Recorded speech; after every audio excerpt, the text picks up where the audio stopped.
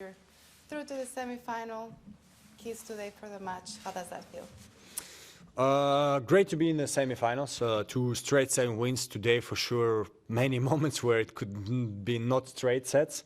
Tight match, and I'm happy that I managed to win it, no matter in a way the points and how it went. I felt like lately I could have lost some matches like this, some tie breaks, and I'm happy that this time I managed to win it. It's always great for the confidence, and like this next matches you can try to do the same. Daniil, there's so much space behind the baseline here on this court. Are you tempted to go back even further than you usually would, or how does it affect you, if at all? Well, first practice here on center court, I kind of laughed. I think it was with Yannick, and when he started to serve, to warm up serve, I went where the line judges are. And but the thing is that then you cannot return. The ball is gonna probably bounce 2 times before you return it. But I like when there is space. I always said, you know, there are tournaments during the year, even Masters 1000, where Madrid and Cincinnati, where I kind of don't have, let's say, the ability to be where I want, and I can still play well in this tournament. Cincinnati this year, well, I didn't do well, but I won it one time. Same Madrid, I was playing quite well, but I think, you know, if we want the best game possible, we need to give this opportunity to all the players. For sure, there are some players that stay on the baseline. They don't care. They can have very, very small court and they will not care. Me, I like when there is space, so I'm very happy when there are tournaments that give me space and I can do my job. Hi Daniil, Simone Eterno, Eurosport Italy. Sasha just said that on Friday is going to be number one Daniil Medvedev fan in the world. How does it feel, considering, you know, the relationship? Say it again, I really didn't understand. He said that he's going to be, Sasha said, that he's going to be number one fan. Daniil Yeah. Medvedev fan in the world, considering also what happened in Monte Carlo and all the stuff. How does it feel? Oh, first of all, that's normal. He wants to go through, and I don't know all the scenarios, but for sure, if I beat Carlos, it's going to be the best for him. So it's normal. I would be the same. So I can really see him look in the match, and if I miss, going like, no, why did he miss? And same if I win points. Me, I'm gonna try my best to play Carlos. It's not easy, but here, fast court, so can be interesting. It's always a question. For sure, you probably don't want to play tiebreak of the 3rd set after 3 hours 30, having to play the next day. But also the moment you relax and say to yourself, maybe this match I can go easier, you can lose all the rhythm. That's how tennis is. And for example, last year Novak against me, the physically very tough match. He could have said at one moment, probably, okay, whatever, I lose the match, I'm still first place, but he didn't. So I think great example for me to try to just do my best on Friday and try to win. Hi Daniil, Francesco Sessa, and on Friday you will play on the first match. How is it important for you, considering that on Saturday you will have a semi-final? Always easier to play earlier, to not have to go to bed after midnight and stuff like this.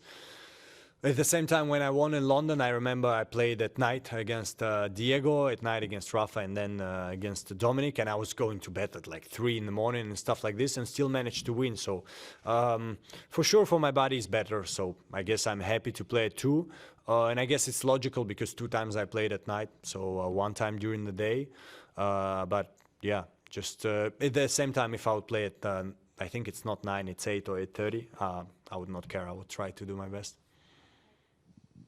Daniil, what do you have to do against Carlos in that match on Friday? And nice tracksuit pants, by the way. Lucky we cannot see it here because it's a pants from a different app. But what was the question against Carlos? As I told in US Open, I think against him. Especially the way he played today, better than 2 days ago, I think. Have to be at your best, have to serve well. Here is opportunity, you know, comparing to like courts like Indian Wells, can serve aces against him like Sasha did.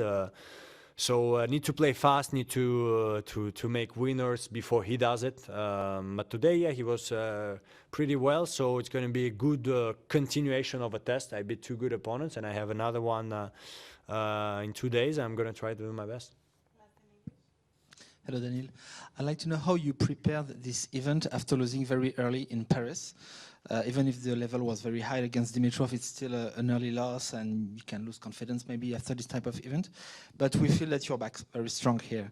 So how did it happen? How did you use these days? Sometimes I don't understand tennis completely, because exactly last year I lost to Dominar, was tied 3 sets. I think in a way the story of the match was different than with Grigor, so maybe it had a bigger impact on my confidence, because after that I took maybe 2-3 days off, same like this year, and I was just lost. Maybe it was the season itself, maybe I was more tired, I didn't feel good coming here. I felt good being in Turin, I like it here, but on court I was feeling awful, and I said it after the match with Rublev last year, that I was happy with the way I played, because before the match I was completely lost. This year, not the case. For sure, tough loss against Grigor, so I stayed in Paris for a couple of days, but feeling not good, looking at other players compete, playing well. Not a good feeling, but I was like, okay, try to do my best on practice.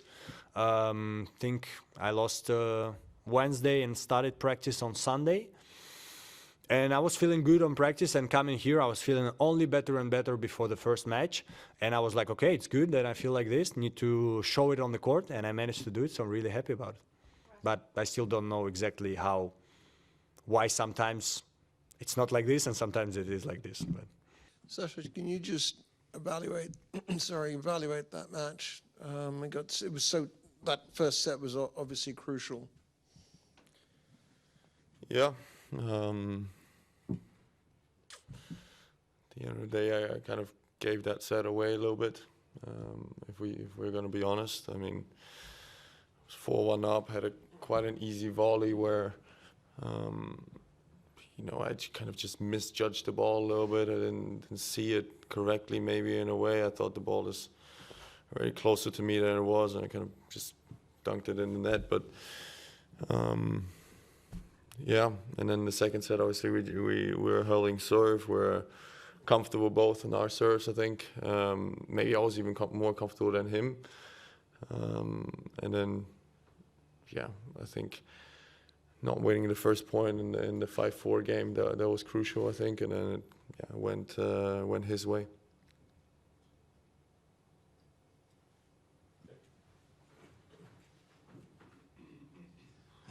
During the match, we saw you very focused. We saw you almost throwing the racket and also smiling, laughing. You seem to have lived so many emotions during the match. That what you felt on the court? I mean, in this kind of match, yeah, there are a lot of emotions. I mean, I tried to hit a tweener and hit my own ball, so that was the reason why I was smiling there. But yeah, it was frustrating at times because obviously not winning the first set is very crucial. It's also very crucial in mathematics, to go through, because I feel like I'm playing well, but now it's a little bit also out of my hands again. If Alcaraz wins, then he's through. So it was frustrating because I think the tennis that I played maybe deserved more than losing in straight sets in a way. But then also again, if I don't qualify, then I don't have anybody to blame. It's all it's kind of my fault. German. One more. Yeah. Quickly. You actually, both times you won this tournament, you lost your second round-robin match. I don't know if you maybe feel a bit better about that, because this is a special tournament where you are able to play another match after losing, and you know that pretty well because you won both times. Yeah, I mean, I've never won a second round-robin match, I think, at this event. So, and I won the tournament twice. So yes, that obviously gives me hope. On Friday, I'll be number one Daniil Medvedev fan there is on this planet. So, for a change. And we'll see how it goes from there, obviously. As I said, it's a little bit out of my hands, but then, of course, if Daniil wins, and he's playing very well, so I think he does have a lot of chances to win. I have to be focused, and I have to be ready for 8:30, and I have to be ready to beat Andre.